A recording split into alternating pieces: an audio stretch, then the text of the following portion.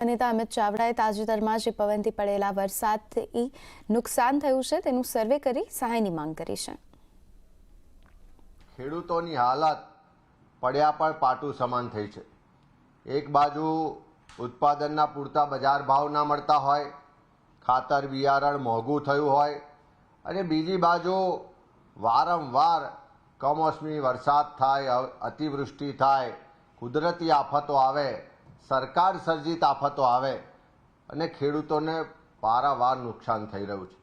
છેલ્લા 2 વર્ષમાં જોઈએ તો અનેક કુદરતી આફતો આવી, સરકાર સર્જિત આફતો પણ આવી, કમોસમી વરસાદ થયા, વાવાઝોડા થયા અને એના કારણે જે નુકસાન પાછલા વર્ષોમાં પણ થયું એનું પણ આજ દિન સુધી ખેડૂતોને પૂરતું વળતર આપવામાં નથી આવ્યું।